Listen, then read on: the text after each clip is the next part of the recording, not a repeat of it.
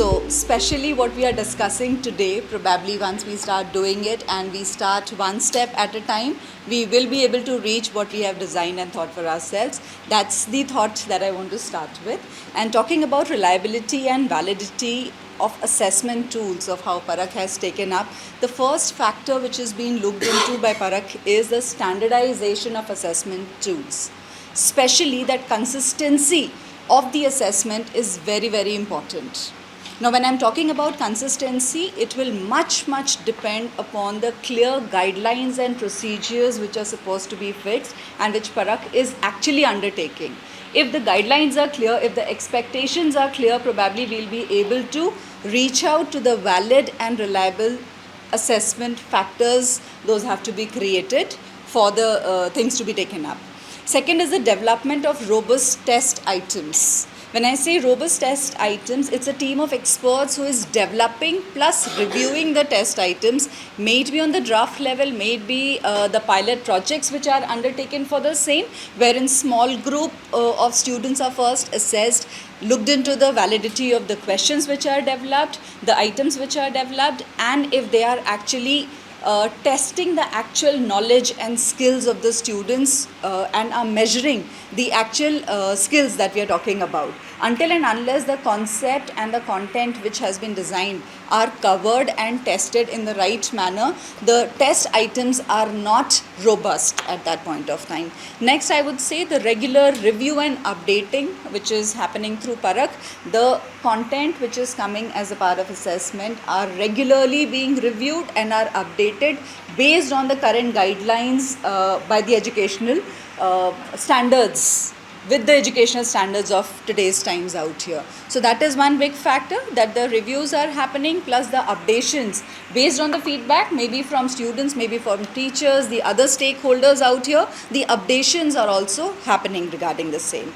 Then the pilot test and the analysis of those pilot tests and the updations based on this testing as well is also happening for the standardization factors out here. When we are looking into it, the test questions which are being put up, are they actually robust? Are they actually feeding into the right question patterns out here? I'll give you some example of how we take up, especially in our school. That was really very helpful.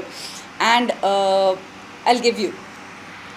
We had our pre-boards. It's been last 2 years that we are practicing it for our students of 10th and 12th. Immediately after the pre-board papers are over, we give a small slip to our students. And if we have 32 questions, suppose in a question paper, if I take an example of physics itself, for each question they are marking 2 things. Whether did you find the question easy, were you able to answer the question. Now, at times, easy and difficult. The levels are easy, difficult, and were you able to answer it or were you not able to answer it? So based on each question, we did manage to analyze which particular concept the students have understood well, which particular concept actually are they lagging. A question which was asked, maybe question number 17, we noticed most of the students faltered at that question. So we immediately found out that this was from the chapter electricity itself, and we asked the teacher to reiterate that particular concept, because each one making a mistake there made us identify the lacking of the concept understanding, because probably that is where the gap was. One, where we noticed that, okay, most of the students are able to answer, certain are not able to answer. We identified that small group for one particular area of concept which needed to be reiterated. So that helped us tremendously on improvising our results. So like this, I mean, the testing of the question paper is very important. So it's a big part of the assessment tool that I would mention. Now, training and professional development of all the stakeholders who are involved into it. The teachers who are teaching, the administrators who are actually administering the exams or the assessments out here, plus the scoring. For example, like we say in case of, with CBSE, we have a mock assessment happening on day 1, where we notice the same paper is being shared with all the examiners and there is a mock test checking which is happening, and we notice the same question paper, the same answer sheet is photocopied and actually given to all, and each examiner has a different mark to it.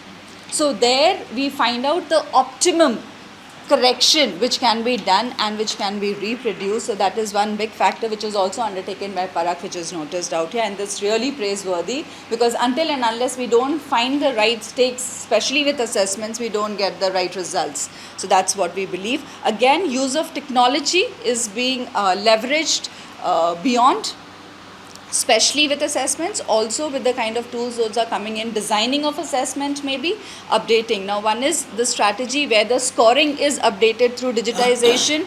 That is helping because the human error is getting reduced through it. Also, the digitization of administering is increasing or improving the standards of the assessment out here. And then engagement of the stakeholder and the feedback from the stakeholder is another important factor, because until and unless we involve the people who are actually acknowledging, who are using and who are administering the assessments out here, we don't get the actual results very, very clearly. So probably involving them, taking feedback from them. Taking the feedback from the tests those have been conducted had given the valid and reliable output, and making the assessments rather, I'll again say, valid and reliable out here. So these are factors. I just was reviewing of how things, especially assessments, I've been taking care of examinations. It's been a long time. So that was one of the favorite questions that I picked up for this. And how Parakh is involved into is really, really appreciable. So it is able to achieve validity, reliability, and also, I must say, fairness, transparency out here to create a conducive holistic education development out here.